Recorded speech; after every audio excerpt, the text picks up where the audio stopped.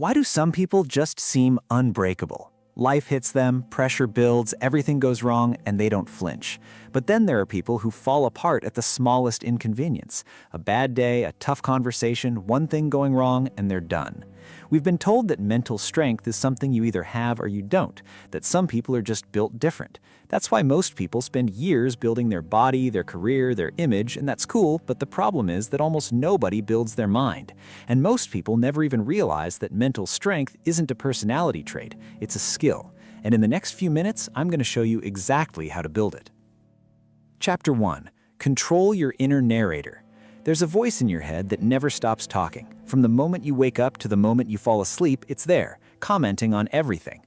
And here's what most people don't know. That voice isn't you. It's a narrator. And like any narrator, it can be wrong. It can be biased. It can be your worst enemy dressed up as your own thoughts.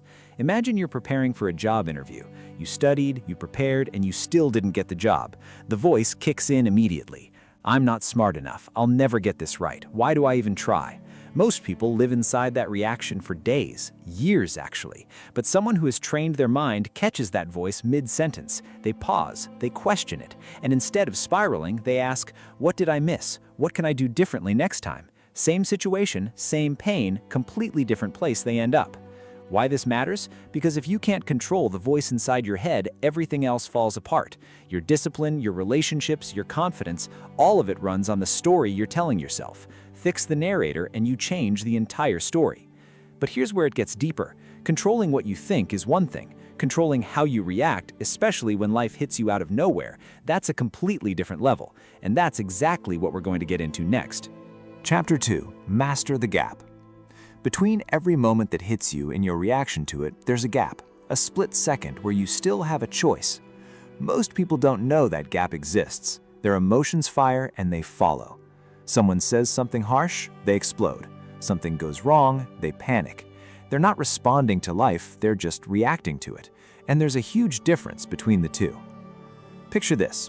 You're at work and your boss publicly criticizes something you did in front of the whole team. Your heart rate spikes, your face goes red, well, depending on your skin tone, maybe nobody notices, but you definitely do. Every instinct tells you to defend yourself, shut down, or snap back. That's your amygdala, the emotional part of your brain, taking the wheel. But someone who has trained their mind does something different in that exact moment. They breathe.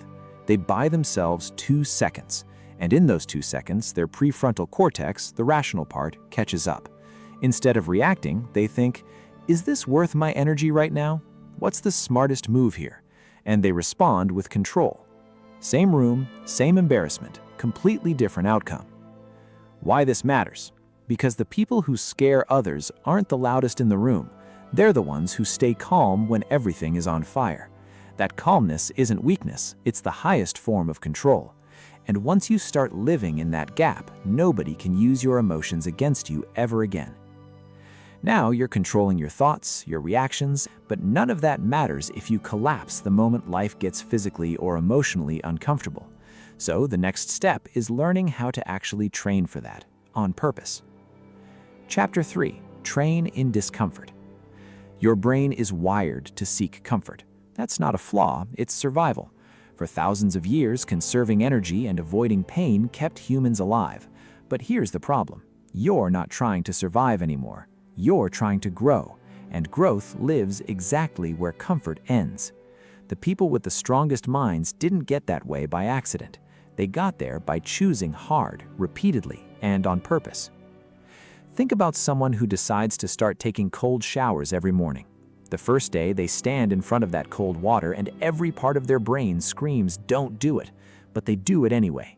And yes, they probably make a sound that no one should ever hear, and that's okay, nobody's watching, and they finish it. Not because cold showers are magic, but because in that moment they are proving to themselves that they are in charge, not their instincts. And that proof stacks.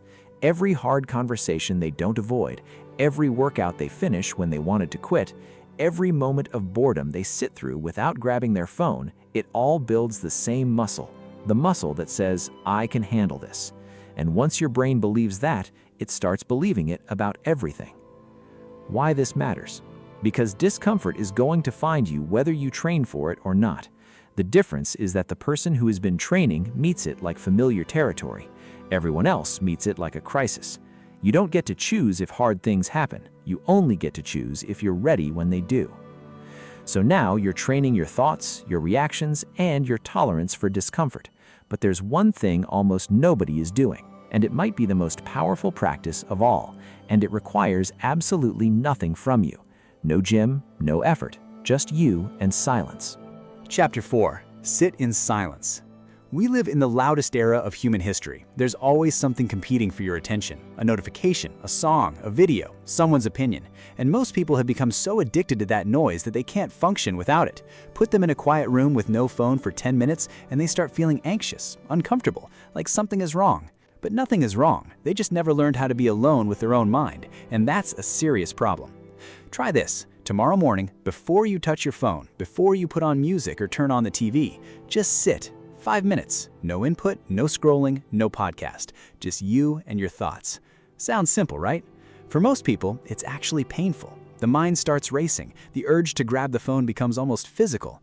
But the person who can sit through that, who can let the thoughts come and go without needing to escape them, is building something rare.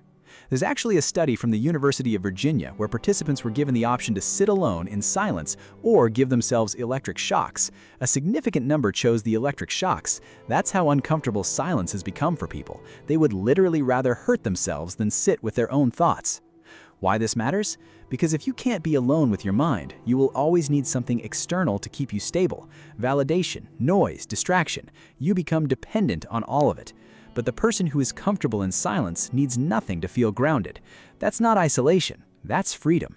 And in a world full of noise, a quiet mind is one of the most powerful things you can have. So, you've trained your thoughts, your reactions, your tolerance for discomfort, and your ability to sit in silence.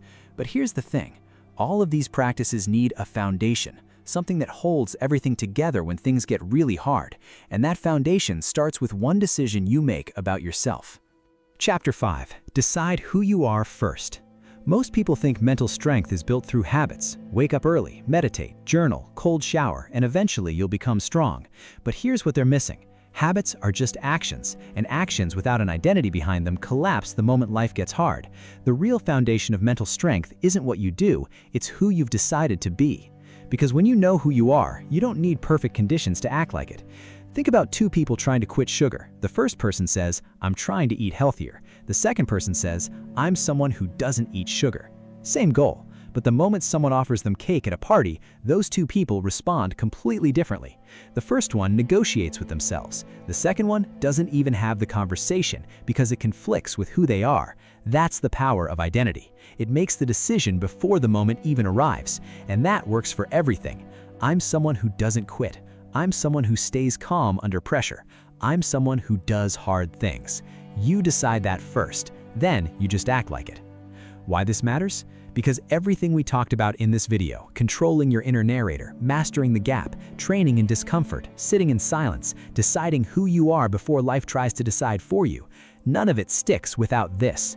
Identity is the thread that connects all of it. When you know who you are, hard days don't break you, they just remind you. And that's when your mind becomes something that genuinely scares people, not because you're aggressive or loud, but because you are completely, utterly unmovable. You started this video as someone who maybe didn't even realize their mind was the one thing they'd never trained. And that's not your fault. Nobody teaches you this. But right now, in this moment, you know something most people around you don't. You know that the person who never flinches, who stays calm when everything is on fire, who moves through life like nothing can shake them, that's not a personality type, that's a practice, and it starts today. Control the voice in your head, master the gap between what happens and how you respond, train in discomfort before discomfort finds you, sit in silence when the world wants you distracted, and decide who you are before life tries to decide for you. The mind is the one thing nobody can take from you, but it's also the one thing most people never build. So build it. And if this video gave you something real, subscribe, because this is just the beginning of what we're building here together.